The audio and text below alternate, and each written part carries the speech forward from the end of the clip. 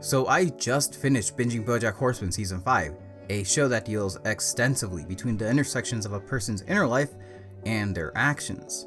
A look into a character's inner world is what can turn a predatory alcoholic asshole into a somewhat sympathetic predatory alcoholic asshole. Piece of shit. Stupid piece of shit. You're a real stupid piece of shit. But I know I'm a piece of shit. That at least makes me better than all the pieces of shit who don't know they're pieces of shit. It really makes you question if we have the power to really change, or if we're more of a victim to automated processes than we thought. But that's only fiction. Enter this controversial site today study an article. Not everyone conducts inner speech. In it, Dr. Russell T. Hurlburt presents a study he conducted on inner speech. You know, that little voice in your head that guides your every move. No, God! A group of 30 students were asked to talk about the way they process their thoughts about different subjects. Surprisingly, some of them didn't experience inner speech at all. Maybe Bars talks to himself all the time, and maybe McWhorter himself sees images of written words while he talks. There's reason to be skeptical of both claims. But I've investigated such things as carefully as I know how, and become convinced that most people, let alone all people, do not do such things. Most people, including psychologists and consciousness scientists, and quite likely you, dear reader, don't know the characteristics of their own and others' inner experiences. Have we been completely wrong about what it feels to be conscious this entire time? If these people don't have inner speech, is their existence automated? Alright, cut the dramatic bullshit. This article was posted on some leftist subreddit, along with a question about what implications this had on the movement. And in and of itself, it has zero implications. I mean, fucking Einstein didn't have inner speech. Inner speech isn't the same as consciousness or introspection, and just like some people can't imagine images, some don't have inner speech.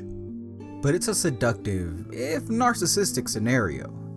Being sentient in a sea of drones. Horror movies are made out of this stuff.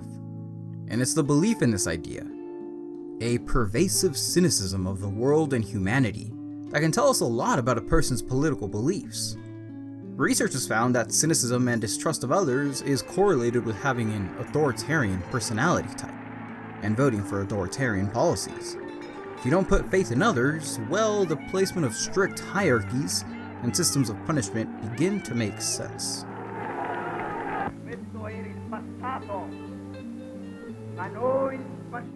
Anyway, originally, I wanted this to be a fun, escapist, what-if scenario, you know? Are there drones who mindlessly carry on with their life? Can they handle autonomy in the hypothetical future socialist world? That sort of thing. But like all fun things in politics, in my research for the video, it became really clear really fast that this wasn't just a fantasy. And it made me question my own willingness to buy into the narrative.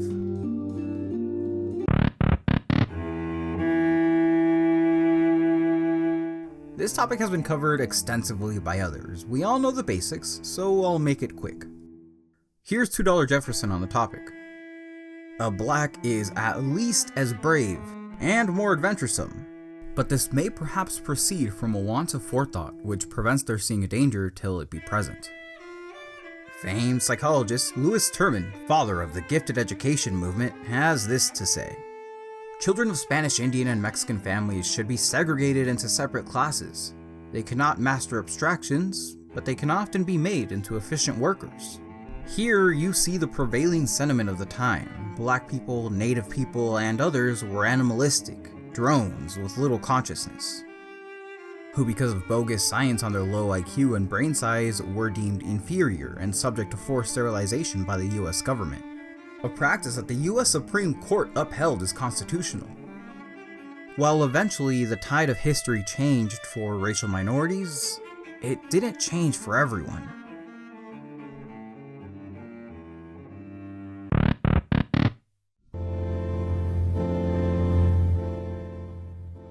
I feel I cannot stand this place a minute longer, and soon I shall lose the brains. and not be able to interest myself in others and everything that goes on in the world. The monotony and routine simply drives me wild. I feel I shall go on degenerating in this environment into an animal that only lives to eat as we do here, and has not thought beyond, for really, that is all the treatment consists of. I have only just realized that I am actually in a lunatic asylum. Who on earth ordered the cabman to drive me here? Intellectually disabled people have always existed. Madness is referenced numerous times in the Bible, for example, and during the Middle Ages, people's approach to them was a bit draconian. Their treatment varied by culture, but most associated people with mental disabilities with the spiritual and the occult. It was commonly thought that they were possessed by demons, so their treatment varied from cruelly beating a person until the demon was exorcised, to bartering with the demon to get them to leave voluntarily. Most of these individuals ended up paupers and vagabonds, and while their lives were not easy, they enjoyed relative freedom. With the Renaissance came a fascination with reason and unreason. People who were considered mad were still heavily stigmatized, but seen with a peculiar sense of respect. It was believed that they were uniquely privy to certain cosmic truths. The emphasis on reason eventually manifested itself in the medical model of madness, which attributed madness to physical deficiencies in the body, not the occult. From the 17th century onward, the mad were rounded up, confined, and removed entirely from society for treatment in asylums. The treatment of madness could be overwhelmingly cruel. Simulated drowning sessions, tranquilizing boxes that shut off sensation in the body, and being put on spinning machines to induce vomiting and loss of consciousness. As technology became more advanced, straitjackets to limit movement and lobotomies were used often. But it wasn't just the mad who were confined. Overpopulated cities began to crack down on idleness, and using the police as their enforcement mechanism, all deviant elements of society, from those with legitimate mental disorders to criminals, the unemployed, and women who disrespected their husbands, were confined. Some in workhouses to force economic contributions for all members of society, and others in asylums. Civilization and madness were completely opposed, after all. Civilization represents reason, while madness, unreason. And unreason was the battering ram used to remove anyone and everyone who was considered unfit for society. Despite a lot changing in medical science, institutionalization remains a major issue for anyone with mental disabilities.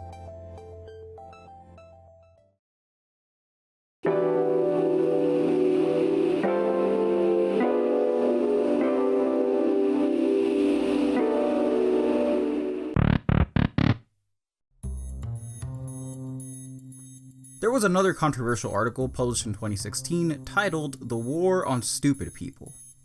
Famous statistician David H. Friedman argues that the United States has gone too far in its quest to establish a meritocratic society, and in the process we have begun equating human worth itself to intelligence. It's unnecessarily glib and a little condescending, but it's unmistakably correct. People who have low IQs have a much lower quality of life. They make far less money and are more likely to meet an early death. People with low IQs have been shut out pretty systematically, whether it's employment opportunities disappearing, employers checking your college GPA when hiring, or conducting pre-employment tests to check your intelligence. And you might not see anything wrong with this either, because if you're like me, meritocratic ideals have been something we grew up with. If they're less able, then they deserve less of the pie. And our collective fetish for IQ can be seen everywhere.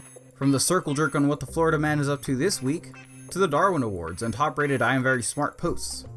The most popular cult shows center on troubled geniuses, and people increasingly value intelligence in their partners more and more at the expense of other traits. You get the idea. Friedman notes that it wasn't always this bad. Up to the 50s, having an average or low IQ wouldn't affect your quality of life very much at all. He ends the article by noting that when Michael Young, a British sociologist, coined the term meritocracy in 1958, it was in a dystopian satire, one where those who were destined to rule were fast-tracked on their way to life at the expense of those without merit. Sound familiar? So, a few things to note. first, yeah, things got worse for certain people with low IQs, but for others, it was always that way.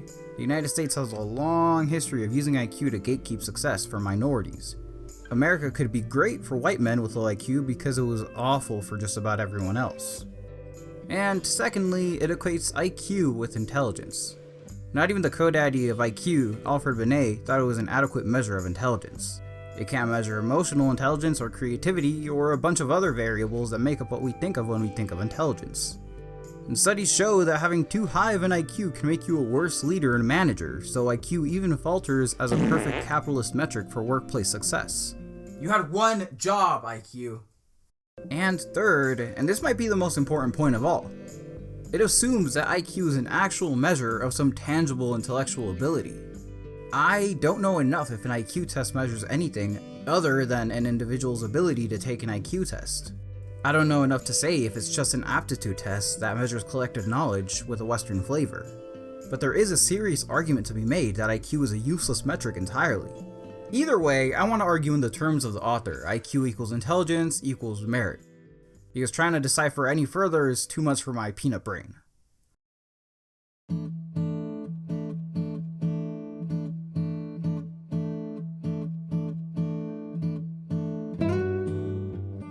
There's always an undercurrent of fatalism when we talk about intelligence, an unspoken truth that it's either something you're born with or something you acquire early that you can't change much. There's serious science on the heritability of IQ, and because it's such a coveted trait, insinuating that people or groups of people tend to have less of it than others is a huge sin. But I won't shy away from controversy. IQ and poverty are linked. Oh, you thought I was gonna do something else, huh? No, poverty. And it's a nasty connection.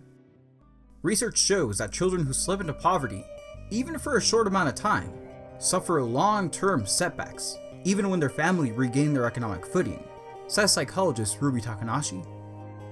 In addition to negative health outcomes, research also shows that children raised in poverty are more likely to experience negative educational and cognitive outcomes, often as a result of less mental stimulation and increased stress in their living situations. Some research even shows that the brains of poor children may be unable to process information in the same way as the brains of kids in higher income families. Even though the economy is likely to recover in the next few years, a generation of disadvantaged children may not. Damn. The process of cognitive recession in adults who slip into poverty is also measurable, meaning being poor will actively hurt your intelligence. Poverty creates poverty in a vicious cycle, which really flies in the face of everything we were ever told about how wealth was self-selecting and those who were poor and homeless deserved it. This view is still everywhere, with articles that have titles like, "Is the American Dream Dead? Ah!" And there is an obsessive amount of effort that goes into measuring the level of social mobility in the country. If we're reduced to a caste system where you can't advance no matter how hard you try, well, we haven't made much progress from the old feudal system after all. But assuming that the system is well oiled and effort, intelligence, and spunk is correlated with higher success, is it still all that different from feudalism?